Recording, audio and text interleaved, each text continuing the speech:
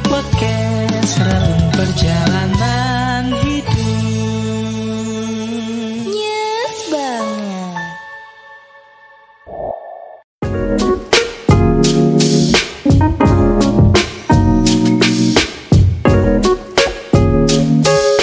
Assalamualaikum warahmatullahi wabarakatuh. Kembali lagi bersama HG Podcast relung perjalanan hidup. Yes banget. Oke, pada kesempatan kali ini kita HG Podcast nih sedang berkunjung ke tempat tape bakung gitu ya.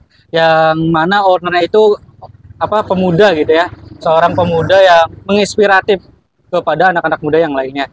Oke, pada kesempatan kali ini saya ingin berbicara atau ngobrol dengan Mas Heri gitu ya, sebagai owner dari tape bakung itu sendiri. Nah, Mas Heri mungkin boleh memperkenalkan terlebih dahulu kepada teman-teman HG Podcast. Iya, perkenalkan saya Haris Setiawanzar, saya owner dari Tape Ketan Bakung Cirebon. Teman-teman HG Podcast bisa cek tempat kami di Google. Namanya itu Tape Ketan Bakung Cirebon. Oke nih Mas Heri ya, sebelum kita berbicara ataupun ngobrol lebih dalam gitu ya mengenai pertapean gitu. Nah, mungkin saya nih boleh tahu nih, bagaimana sih ingin tahu gitu ya, bagaimana sih sejarah dari tape bakung itu sendiri gitu. Sejarah dari perjalanan usaha saya yang baru merintis ya. Dulu itu saya penerima bidik misi waktu kuliah, Mas.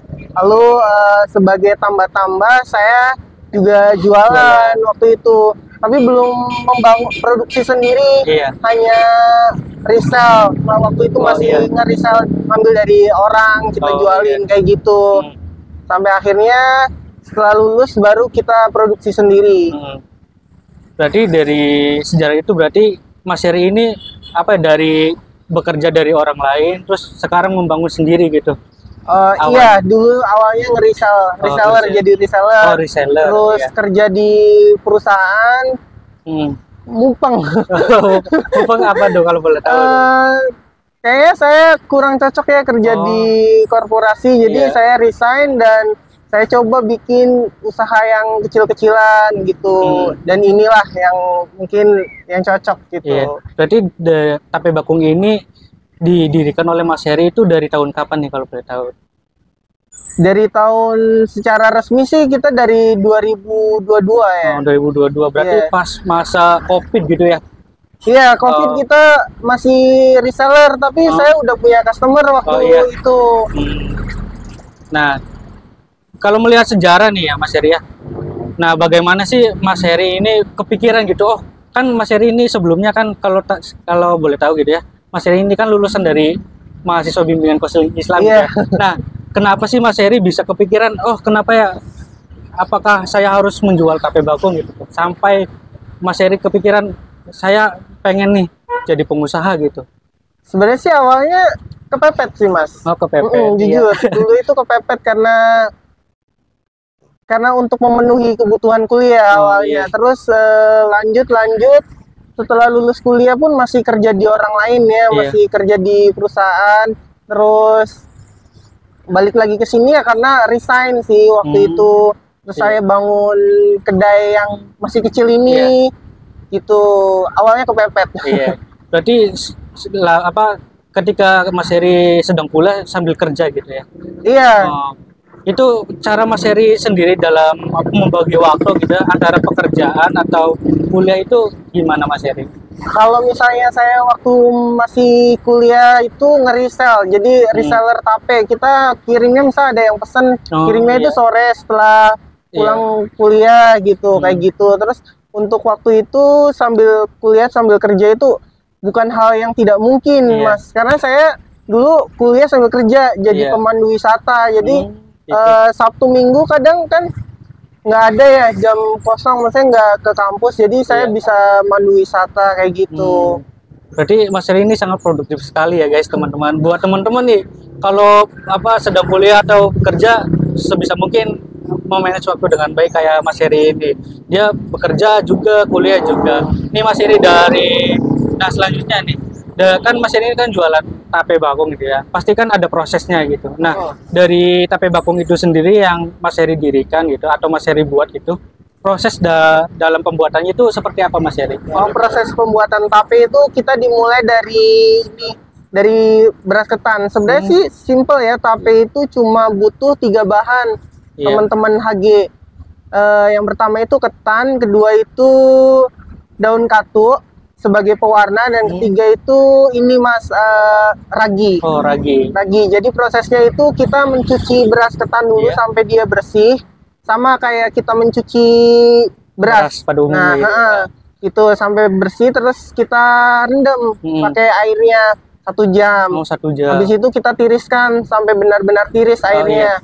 Setelah itu kita kukus pakai kukusan. Kukusan yang itu tuh. Yang apa, yang bentuk segitiga gitu. Yang kayak gitu. Namanya yang apa kayak sih? zaman Lupa. dulu. Iya, iya. Nah, terus kukus setengah matang itu baru kita kasih pewarna. Pewarnanya itu ngungkusnya dalam berapa waktu atau menit gitu? biasanya sih 1 jam. Oh, 1 jam. Sampai dia setengah matang. Setengah matang baru kita warnain. Terus kukus lagi sampai dia matang. Habis matang kita angin-anginkan. Oh, angin-angin. Biar adem dulu. Iya, gitu. biar adem dulu. Setelah adem baru kita kasih ragi. Kayak gitu. Di dalam pembuatan itu nih, Mas Heri itu kan pasti mencari nih ketan mana yang berkualitas untuk tape Mas Heri ini. Nah, menurut Mas Heri ketan yang berkualitas itu seperti apa tuh? Ketan yang pertama kalau orang sini bilang ketan kawak namanya. Ketan kawak itu ketan yang udah bukan yang baru aja digiling gitu.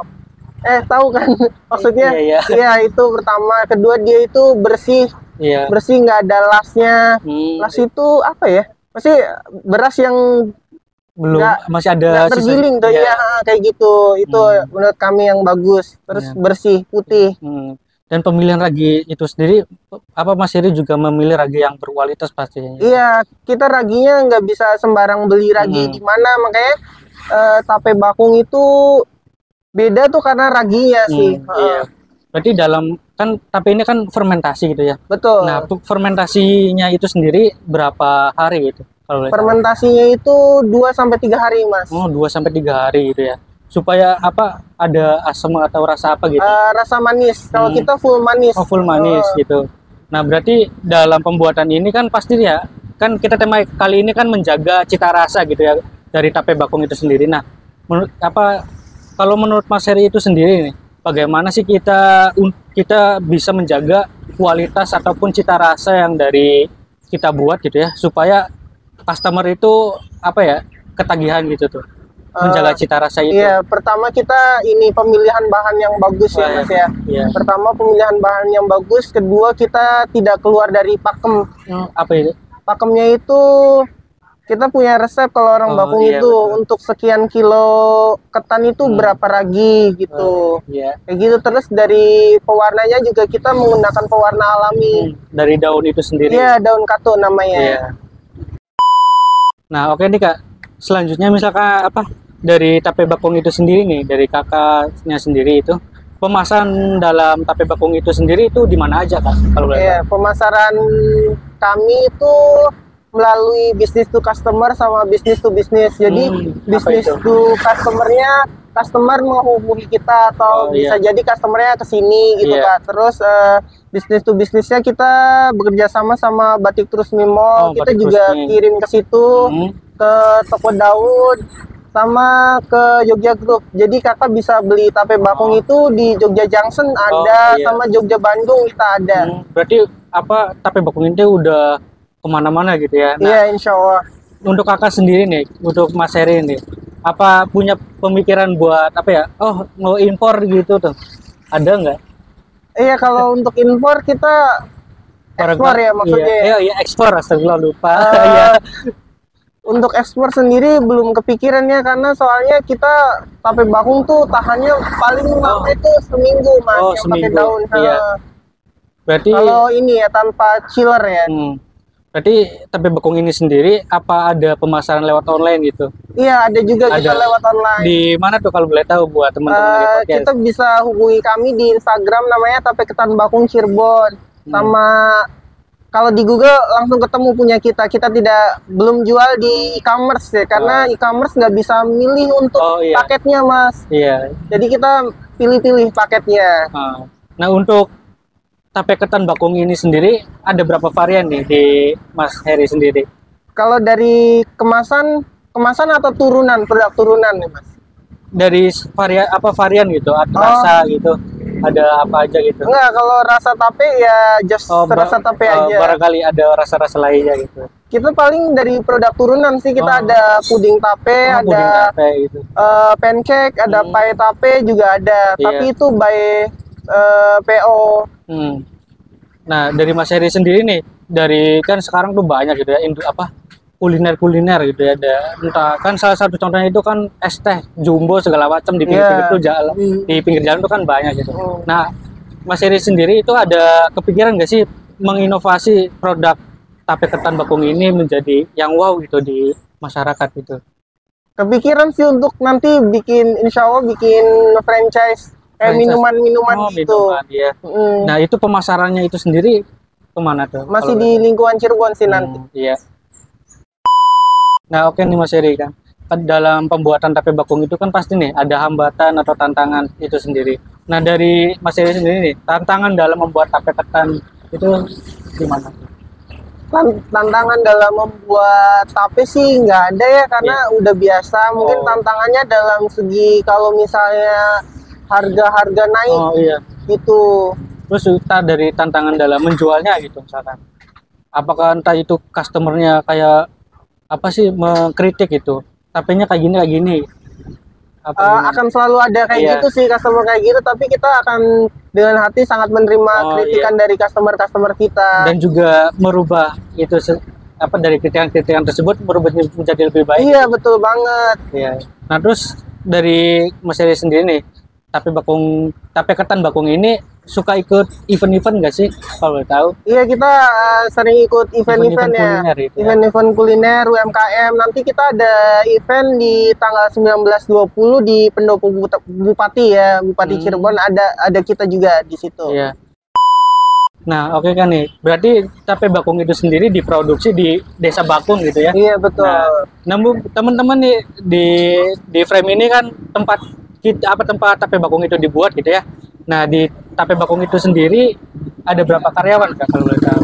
Kalau kita baru 4 sih Mas. Baru 4. Nah, jam kerja karyawan tersebut tuh jam berapa kalau boleh tahu? Kalau kita jam kerja karyawannya itu beda-beda. Misalnya kalau produksi dia cukup bagian produksi aja. Oh, berarti ada bagian-bagian itu? Iya. Ada bagian apa aja tuh? Produksi sama packing. Nanti kalau packing itu kalau misalnya dia selesai ya udah selesai. Berarti selesai fermentasi itu udah baru di packing? Apa enggak. Packing dulu? Packing dulu, nanti fermentasinya itu setelah di ini?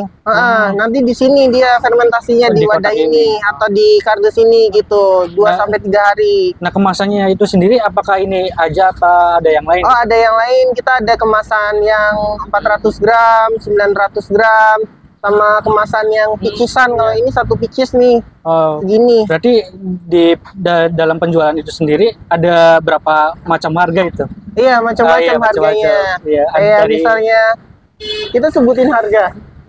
Barangkali teman-teman mau beli gitu. Kalau dari kami yang kayak gini itu 27.000, isinya 25. Harga sekarang ya, harga hari ini. Iya. Kalau inflasi kami naikkan. Iya, betul. Tapi semoga nggak ada inflasi lagi ya. Inflasinya kecil. Kalau ini itu isinya 40 biasanya, itu harganya 50.000. Berarti ini tuh isinya yang kotak kayak gini apa? Kayak gini kayak isinya. Tapi dibungkus dengan kardus gitu ya? Dibungkusnya kardus. Ya, terus kalau rasanya sendiri itu boleh dicoba nggak? Oh, boleh. Kita coba dulu ya. Tapi sebelum dicoba, ini Mas Heri, apa sih yang membedakan tape ketan bakung itu sama tape yang lain gitu?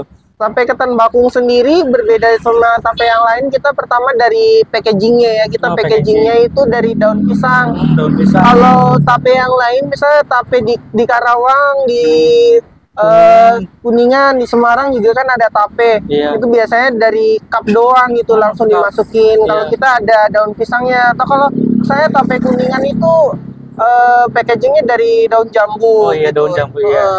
Boleh kita cobain. Tapi dari misalkan nih dari daun pisang sama daun jambu beda nggak nanti rasanya? Beda rasanya. Kalau Kak Ian pernah ngerasain tape Kuningan, Dia tuh rasanya ada asam manis asam ya. manis. Berarti Kalau kita pure manis. manis. Oh. Berarti boleh dicoba. Boleh kita coba. Coba dulu, Kita guys. coba. Berarti ini setiap produksi pakai apa? Banyak daun pisang dong ya? Iya, pakai banyak daun pisang. Kalau ada yang nawarin daun pisang kadang kita beli Oh, itu. iya. Berarti Kalau kitanya nggak ada atau kalau kita belum beli. nyari bahan-bahan itu sendiri di pasar ya? Apa dari orang lain kirim ke sini? Kadang ada orang lain yang kirim, misalnya kayak daun katu itu kita ada supplier tetap gitu. Boleh Tuh. dicobain? Iya, cobain Mas Ian. Enak. Nah, buat teman-teman yang ingin beli tape bakung, boleh lewat IG-nya apa Mas Eri? Tape ketan bakung Cirebon, semuanya namanya tape ketan bakung Cirebon, bukan yang lain. Ini bener-bener rasanya pure manis ya guys, kayak ada manis-manisnya gitu. Nah, terus juga teman-teman yang dari Cirebon nih boleh langsung ke tempatnya Iya. di Desa Bakung ya. Di Desa Mas Eri? Bakung bisa, atau di Cirebon Junction ada, atau di Toko Daud ada, di Batik Trusmi ada, dan beberapa toko lainnya. Di Desa Bakung ya teman-teman. Nah, selanjutnya nih, Mas Eri, ini enak Mas Eri, beneran. Nah, untuk ini pesan-pesan para UMKM yang ada di luar sana gitu ya, yang ingin apa sih menjual produknya gitu ya. Sekarang kan banyak nih ya, kan banyak beredar berita inflasi gitu. Bagaimana sih cara Mas Eri gitu bertahan gitu dalam hal tersebut? Dan pesan-pesan buat para UMKM agar selalu apa sih selalu berkembang gitu. Jangan pernah berhenti berinovasi, jangan pernah takut gagal. Tuh, pesannya itu ya guys. Mungkin cukup gitu ya Mas Eri Iya, ya. makasih. Ini Kayak buat teman-teman enak banget teman-teman asli. Mau dicoba lagi deh. Tapi nanti ya. Kita tutup terlebih dahulu teman-teman. Oke, mungkin sebelum kita tutup kita punya slogan nih Mas Eri. Iya. Slogan HG Podcast itu sendiri kan kalau saya bilang HG Podcast, relung perjalanan hidupnya sebagai Relung perjalanan perjalanan hidup. perjalanan hidup Nyes banget. nyes banget. Nanti kita bareng-bareng ya. Oh iya, siap. Oke, sebelum kita akhiri, kita slogan dulu ya guys ya. HG Podcast, Relung relung perjalanan perjalanan hidup, yes yes banget. Terima kasih Mas Eri. Makasih juga Kak Ian.